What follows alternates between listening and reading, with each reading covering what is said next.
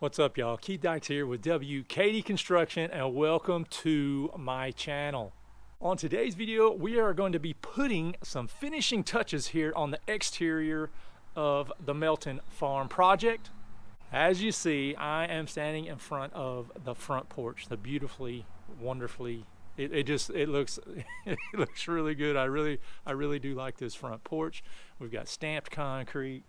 We've got these tapered and stone columns, so man, it looks fantastic. I'm really tickled with the way it turned out, but today's video we're going to jump on the making of these columns.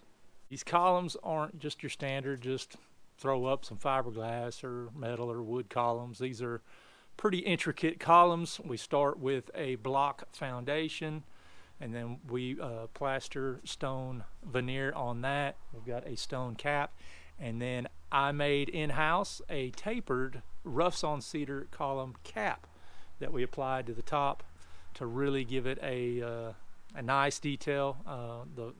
The tapered is a cool look, kind of gives the craftsman that old world feel. That's what Miss Susan wanted. It's kind of farmhousey, you know, so that's why we went with the wood, stained it, and plus the tapered look. Well, we're here this morning and we're going to start on these columns, the post here on the front porch, and we're gonna have to kind of do them a little different. I am going to use a 4x4 interior post just to hold it structurally. We're going to use a bracket to anchor it down to the concrete, and then we can screw it up into the wood framing. That way we've got a hold down point, and then we will have a stone veneer base around the bottom to cover up the post, a stone cap. I think they are 22 by 22 inches by Centurion stone, and then we're going to do I think we're going to go with a cedar type craftsman column on top, tapered. We're going to taper it on the top. I've never done that, so stay tuned for that. So I've taken my laser, put it on plumb bob, found this point. Actually, I found the center of where I wanted the top of my post to go, so I found that point, laser down, found it on the concrete, and that allows me, we formed up the concrete to allow enough for the post where it's not going to hang off the concrete. These are our brackets, just some hold down brackets. We'll anchor them down into the concrete, and then we'll be able to screw into the side of the post, and then of course screw up into the header on the top.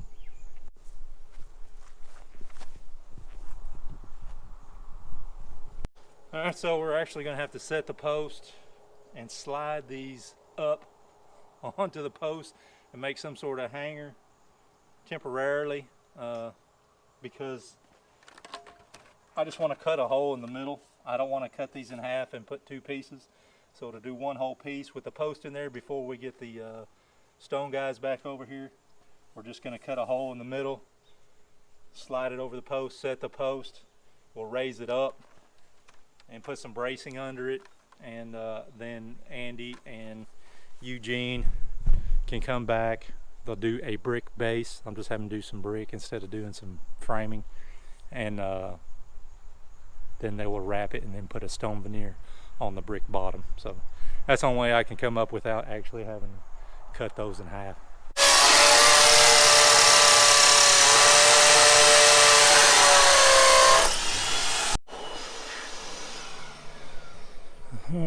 So the guy's got a hole cut in the center. What'd you do, 4 inches or so? 4 1/4? 4 1/4 by 4 1/4.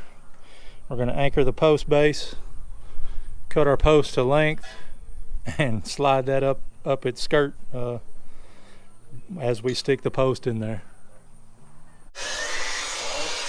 It don't matter. It won't matter.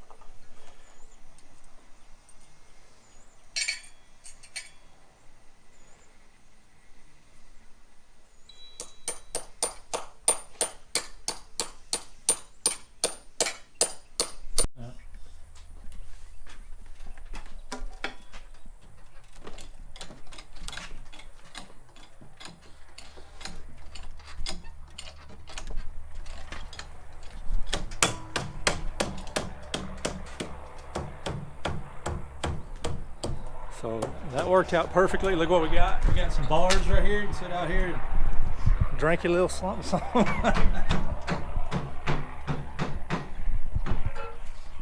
So we just put some bracing under there temporarily. We will set them at a desired height. Get Andy Haggard back over here, my stone guy, and he will we'll probably end up laying just block, just some 4-inch block, just something for the stone to stick to, instead of using a wooden. Instead of building something wooden, then you got to worry about it waterproofing and all that. If we do block, then we don't have to worry about it waterproofing it. They can just go ahead and lay it, scratch coat it, and stone right to it. And then the caps they can set right on top of it and look like $1,000,000. And then we'll get our tops ready to go.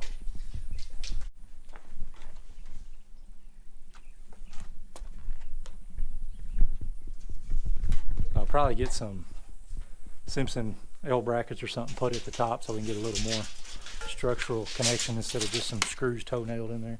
But the bottoms are fastened, they're anchored with concrete anchor, and then use the Simpson screws in the side of that.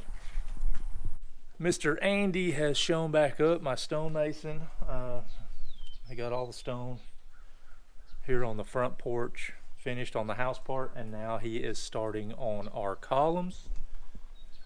So what we've got here is, I just got some 4-inch block.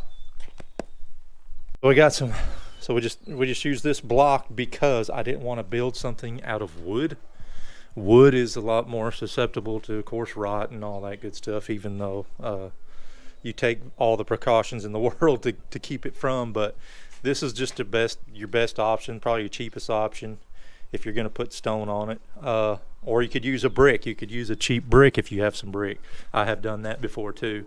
All you need is something, you know, just for the stone to stick to. So 4-inch block, it goes a little quicker, and does a great job as well. So they'll come back, put no wire lath. They'll just basically just scratch coat on top of that, and then they'll be ready for the stone veneer.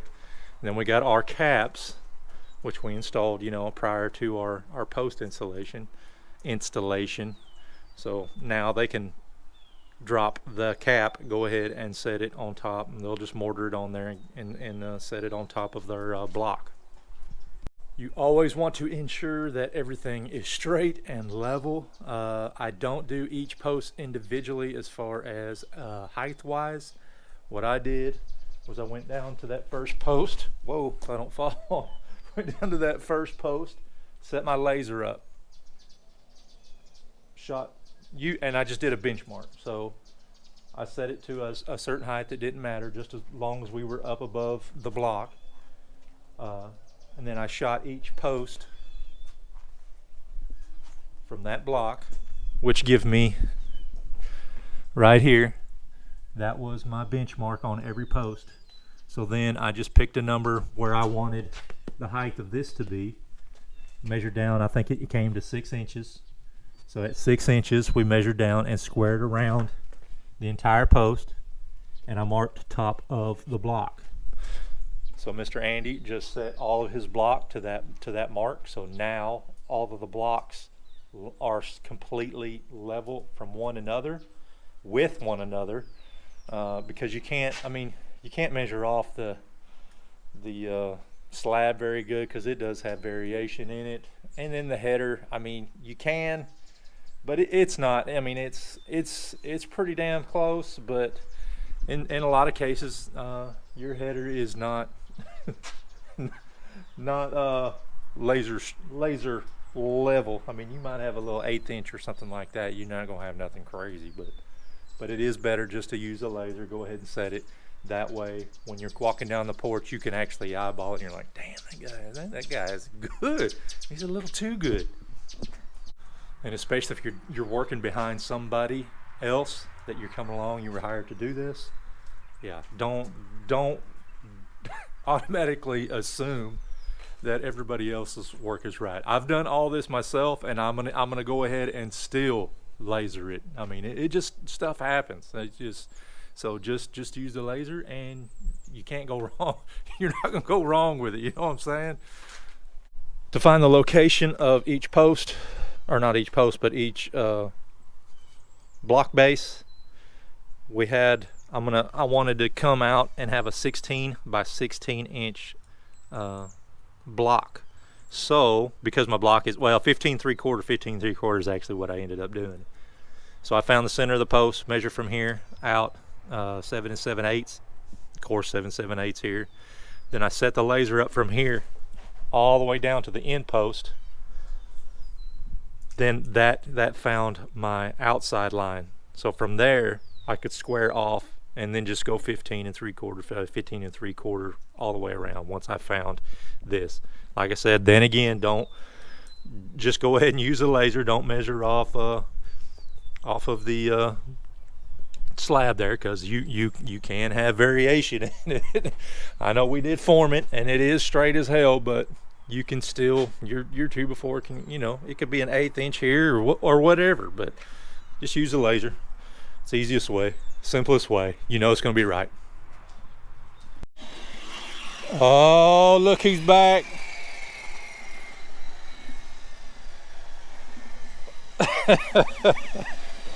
Oh, they're back.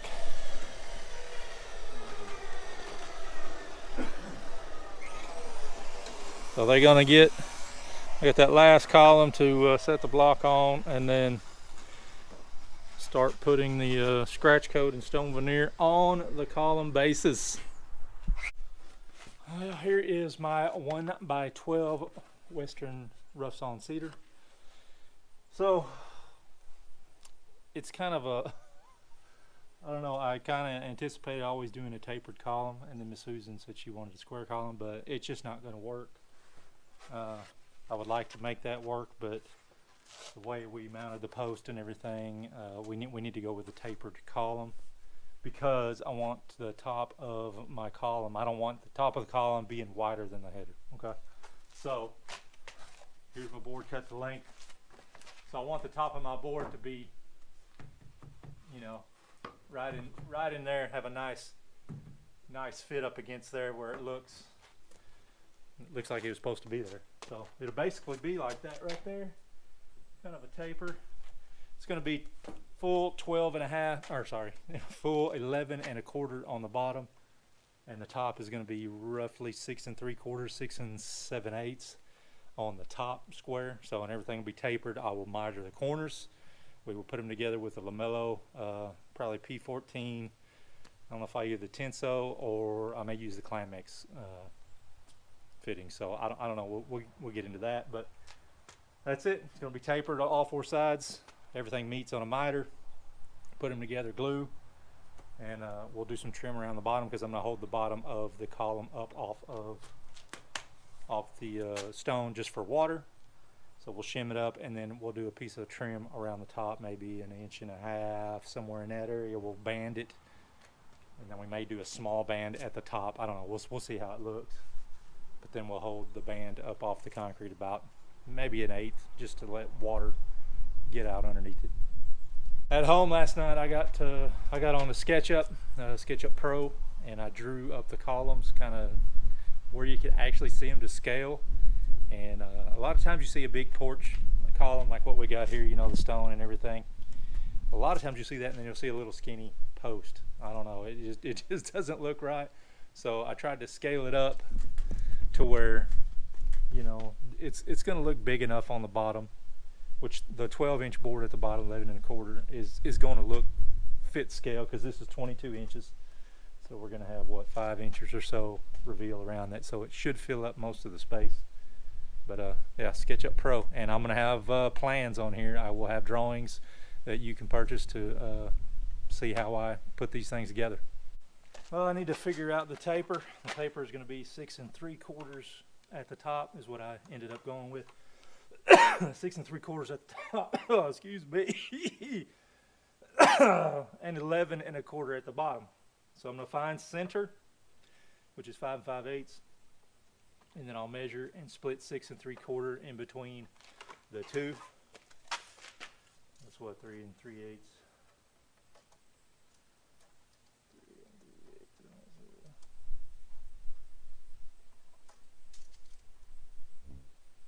So basically 3 3/8 from center, and then 6 3/4 overall.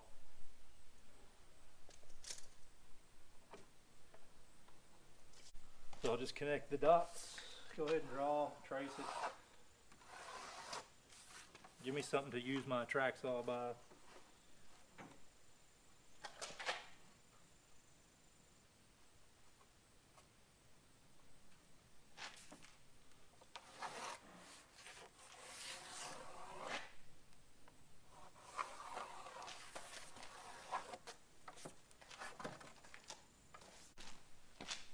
Got my Makita track. It's not long enough.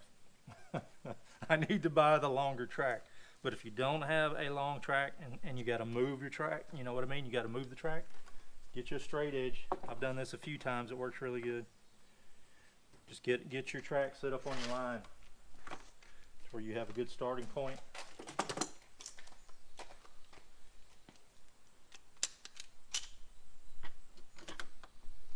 And then clamp your guide.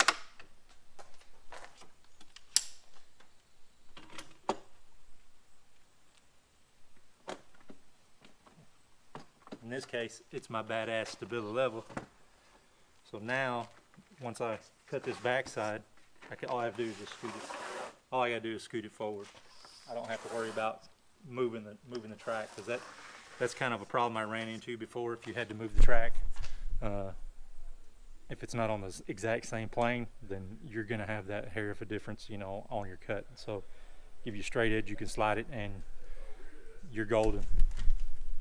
If you're doing any type of trim carpentry at all, and you don't have a track saw, dude, get one.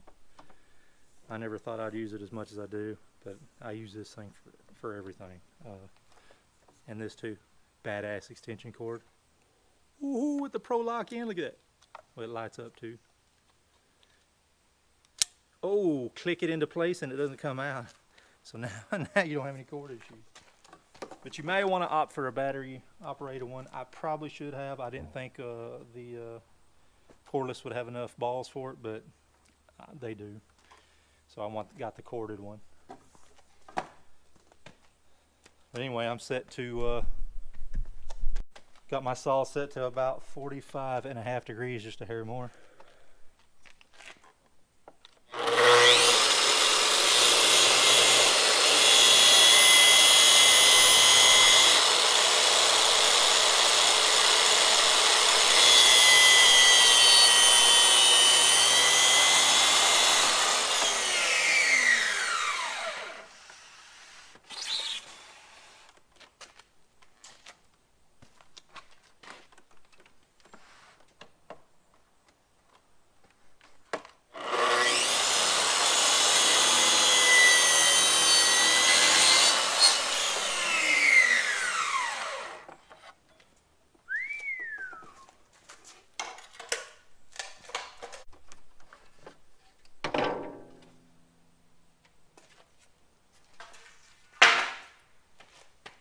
There it is. One side tapered.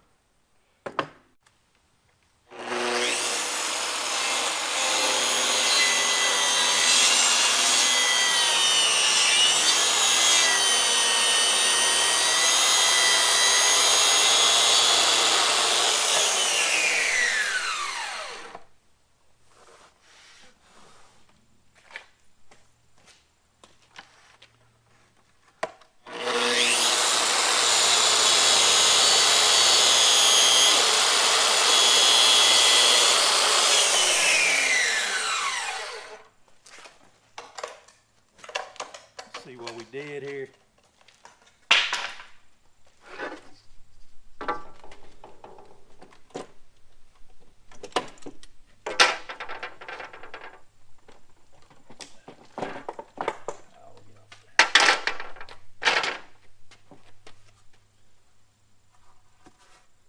Laser cut, laser straight. So there it is, tapered column. I've got 2 pieces cut. So get it together and we'll have a nice column.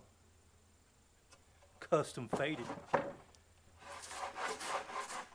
Wouldn't expect you to understand your first car. 14 more to go. Let's do it. Now to connect it, I'm going to use the Lamello Clam-X. It's actually a mechanical fastener, so let me get this pocketed right here. Whoa! Whoa! I grabbed the cover.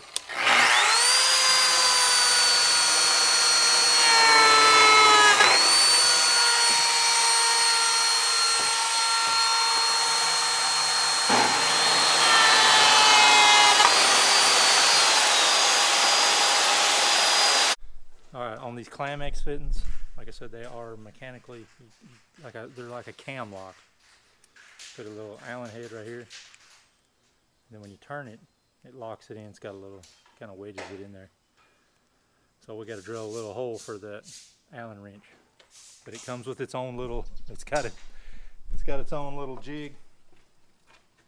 It's 45 if you're doing them on the 45. So just take it. Centered up in the hole. In the slot. Turn it down.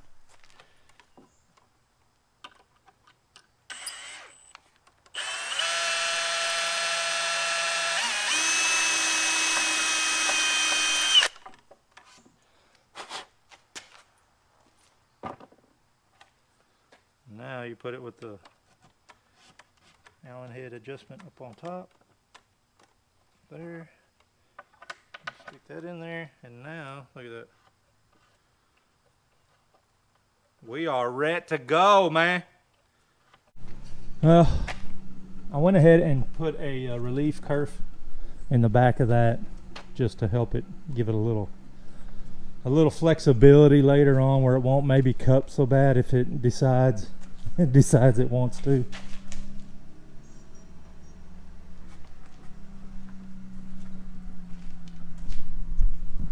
Well, let's put this thing together.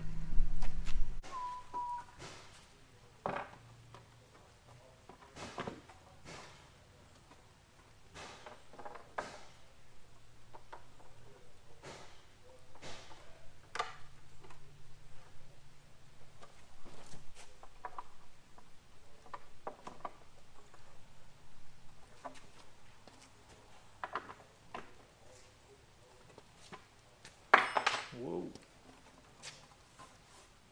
Look at that. Look how easy that is.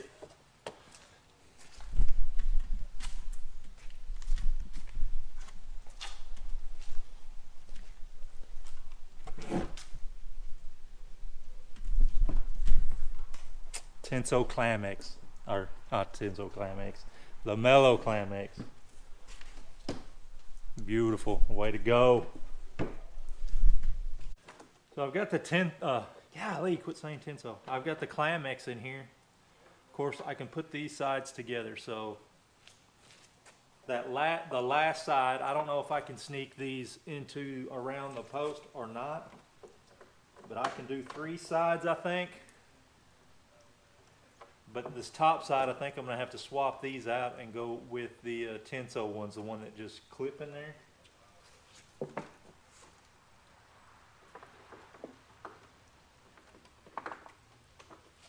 Because there's no way I'll be able to get my hand in there to tighten these down.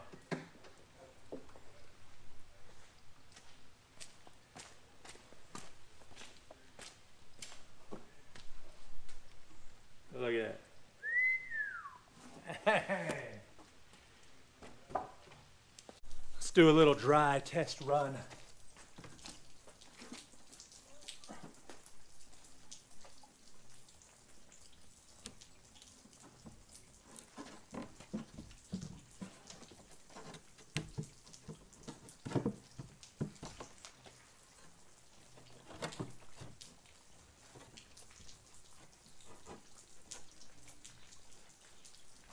Oh, oh, oh, oh.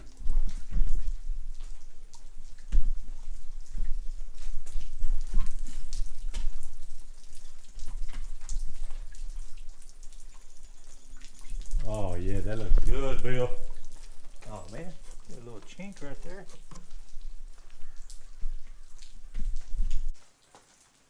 That's what I was talking about. This last side, I might have to change the clips to just the tensile ones because I won't be able to get in there to tighten the clam mix. There you go.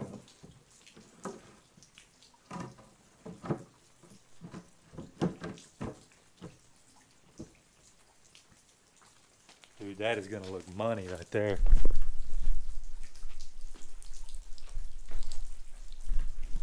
And then, like I said, we're going to do a little piece of trim around the bottom. This will be up off the concrete, so we don't have any water issue.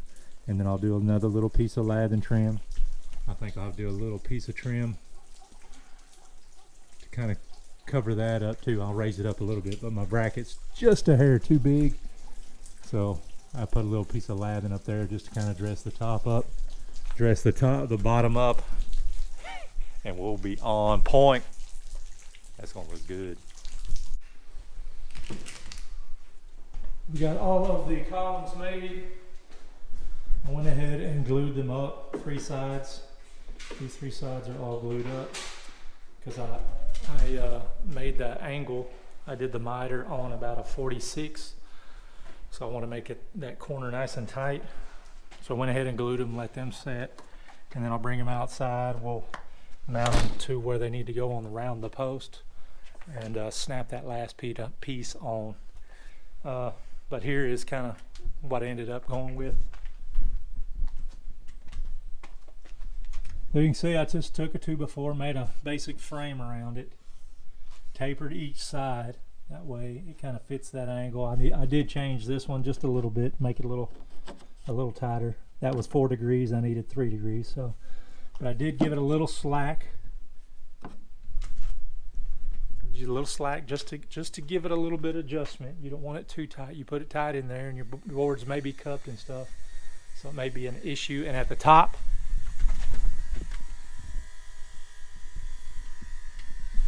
I just use some pieces of cedar just to kind of shim it out, and we'll put a screw all the way through it. We'll use the GRK trim headed screws, a 3-inch at the top, and on the bottom we'll just use the shorter ones and just trim screw everything on in place.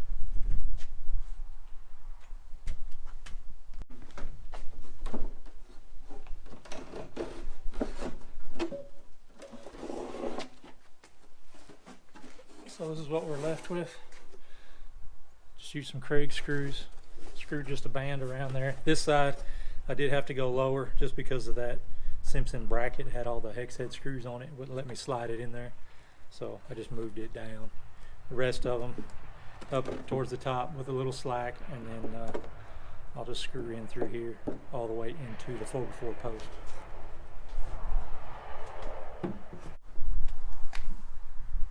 There you go. I got a little gap underneath it.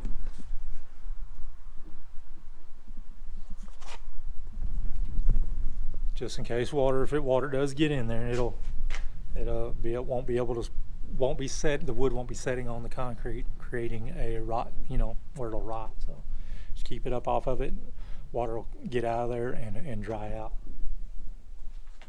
But I'll go over here and put this one on and show you how to do that, and then Brent can finish the rest of them. Oh yeah, and I did taper this 2x4 as well. That way when it sits on there, this is kind of tapered to where the angle of the column will actually match it too. What I'm doing is I got some center marks where the post goes, because we know the 4x4 post is exactly in the center of the column, and since the wood part is tapered, you can't plumb it. So you've just got to go from the center point, make all your surrounding stuff, framework the same, and everything should ideally be correct.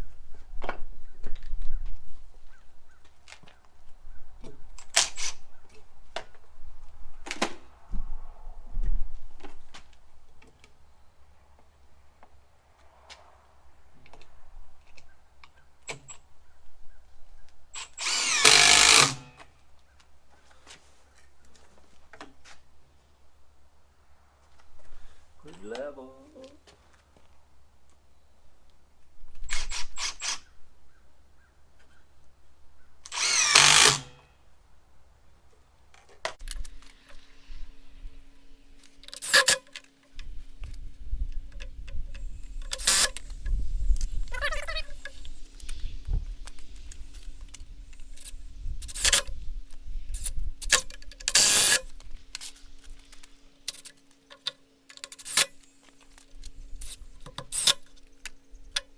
and then just one on top.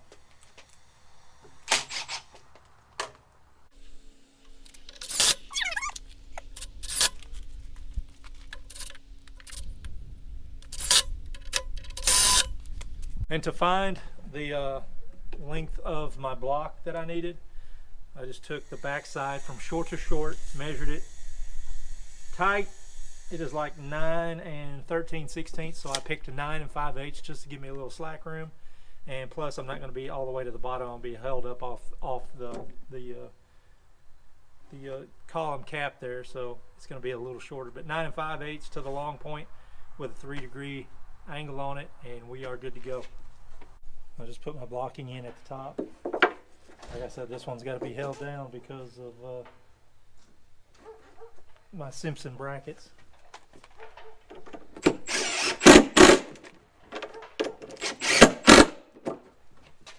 If you ever get into a predicament, you can't get your impact in there. A little 9-degree. This is the DeWalt one. Works like a champ.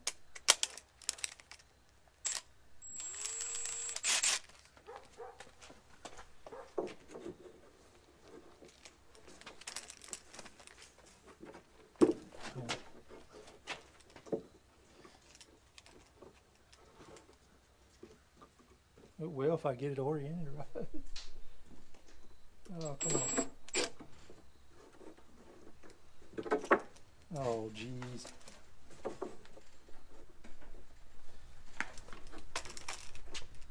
I need a clamp. Come on, get in there.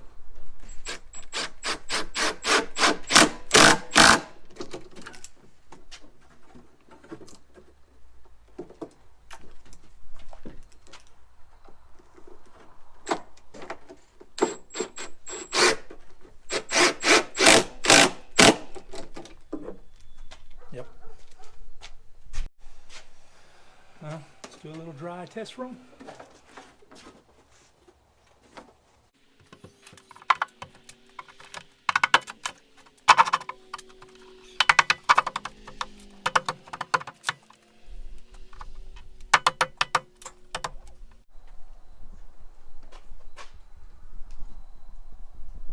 See right here, it's just a hair long. So I'll take this board off, just kind of taper it a little bit. This side is good, it's got a little slack, but we are tight in the back. So, like I said, just a little fat right here, that's fine. I'll fix it. Take a little sandpaper and just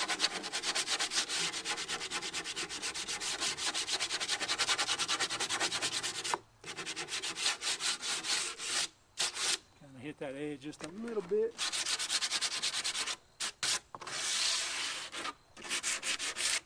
to soften it up. Then we got the Cabot Honey Teak.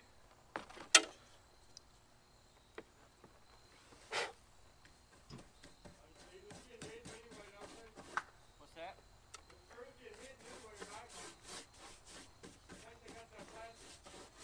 Yeah, it's got the plastic cap. No, I just need the right length.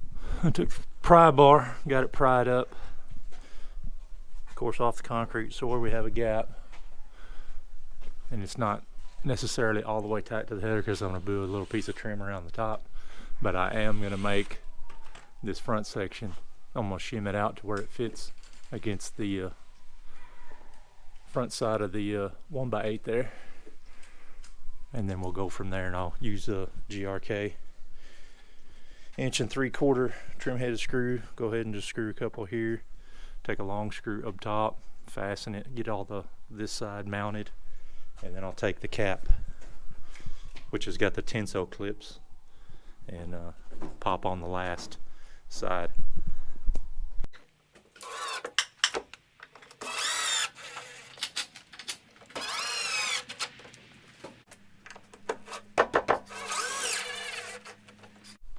Using these Timberwolf composite shims. You get them at Lowe's for like $2 a pack or something. Been using these quite a bit. Worked pretty good.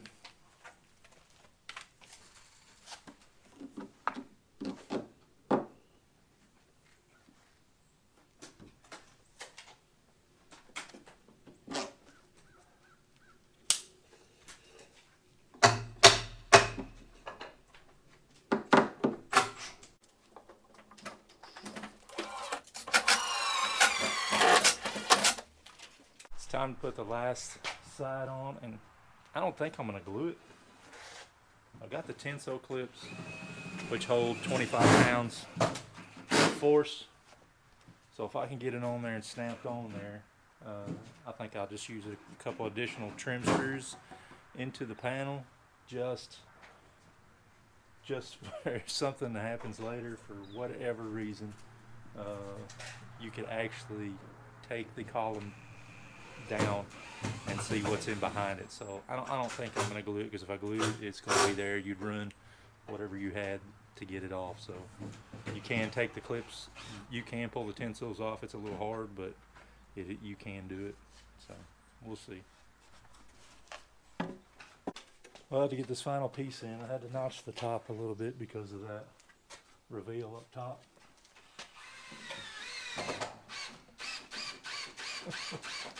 I'm a little nervous. Get it in there, it might not be hard as hell to get it out. Alright. Let's just do it.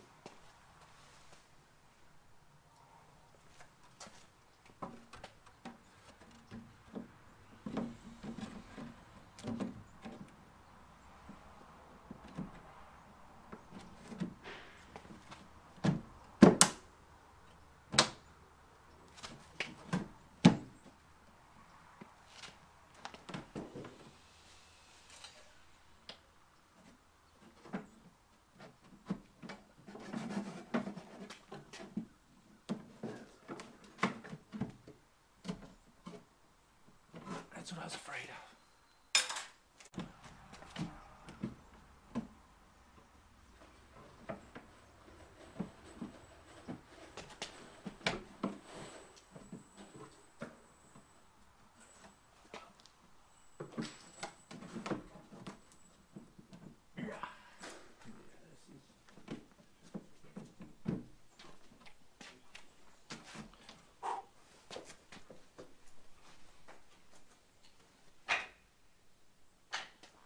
Yo, right.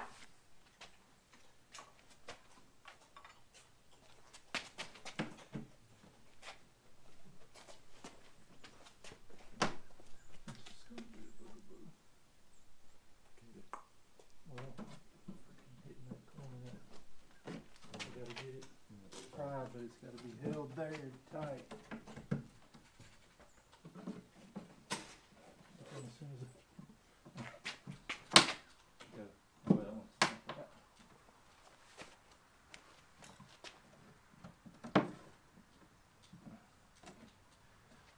Did that hold? Yeah. No, don't push. I'm not, I'm just holding it. I'm gonna have to see. I gotta get this. Hey! Come off the top part. Woo!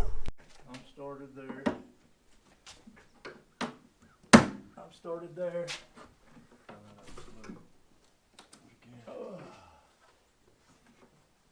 You're gonna have to pull it. You can, because it's gonna really. Slip off, slip the throat out. It's catching on that other piece. Alright. We almost got it. You better? Yeah. You're there? Yeah. You let it off?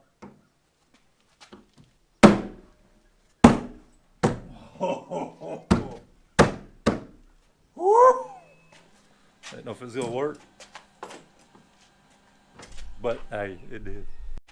So I don't know if it's because it probably is. You know, I mitered the corners on a 46, so that this last side is a little more tight.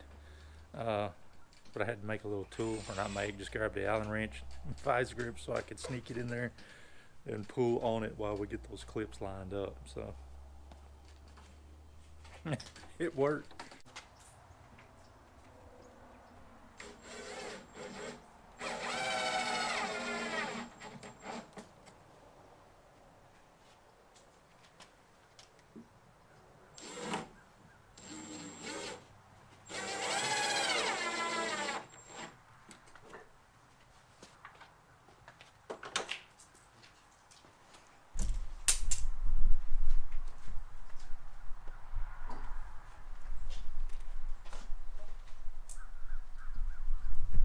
So nice tight edge on there. Trimming out the bottom of the column.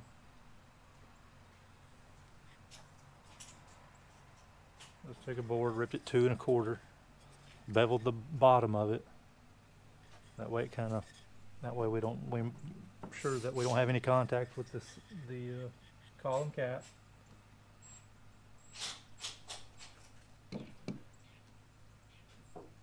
I started on the front side, just kind of working my way around leveling. So to keep a consistent reveal underneath it, take your carpenter pencil.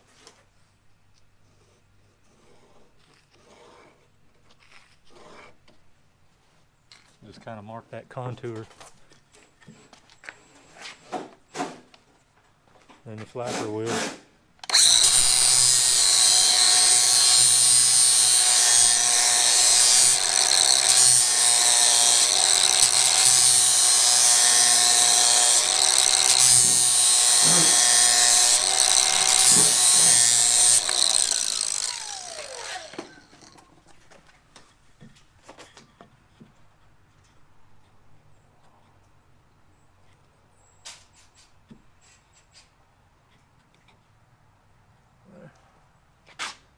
So this, the cap is kind of Humpty Dumpty. So we're just trying to keep a consistent reveal through there, and that's probably the best way to do it.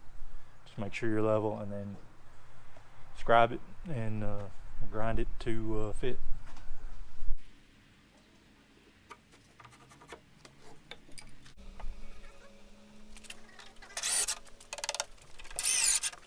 Around the top of the column, I just took a piece of cedar, re-ripped it 3/8 of an inch, 1 3/4 wide, and pre-stained it.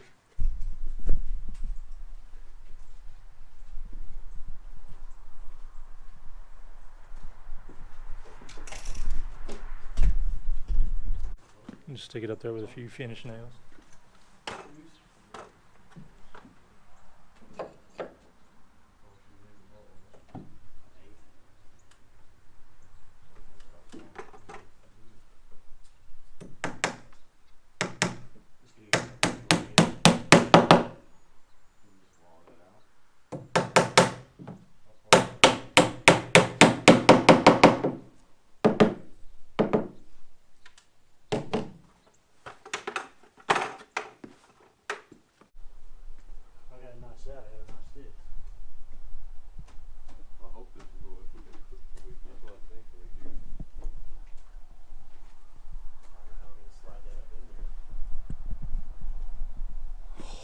Dude, those things look freaking amazing.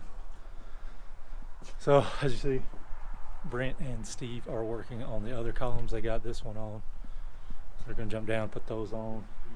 And since I've got my trim made how I want it, then once they get done installing the main column part, they'll go back, make the trim, stain it, and install it. Probably get finished up probably tomorrow. I don't think they'll get it all done today, but I got some other stuff I'm gonna jump inside and do. But man, super tickled. Turned out fantastic. The first time I ever made a tapered column, so it worked out. I'm tickled.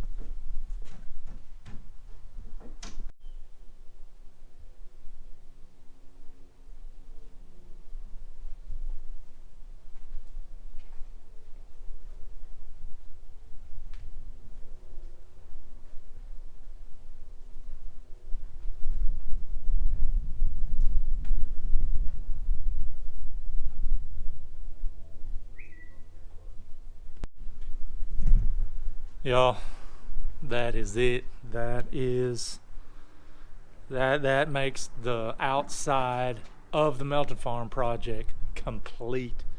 The columns are done, man, and it looks, they are sweet. I'm really tickled with the way they turned out. They look really good. Like I said, that is the first time I ever built or installed well, I've installed tapered columns, but the first time I built them myself.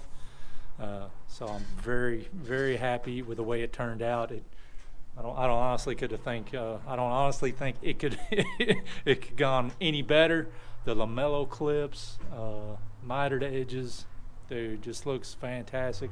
The whole porch looks great. I'm tickled. Miss Susan's tickled. That's the most important of all. And yeah, we're ready to get her moved in here just shortly. There we have it, y'all. That's my video on how we built those beautiful columns at the Melton Farm project.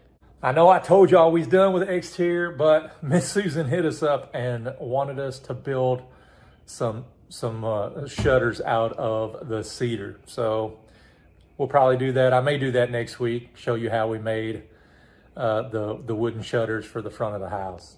But other than that, got a little grade work, little concrete apron to pour, and the exterior will be finito, done for sure. It's just about time to go inside, finish up the cabinets, a little backsplash, and the Melton Farm project is going to be complete. Miss Susan has been moving her stuff in a little bit here and there, and so yeah, she's ready to get in there full time. I'm ready to get her in there full time. So we are closing this project up, and we're going to start my house. Once again, I'm Keith Dykes. This was the front porch columns at the Melton Farm project. Thanks for watching. And as always, got it, coach. Hey, you guys have a wonderful day.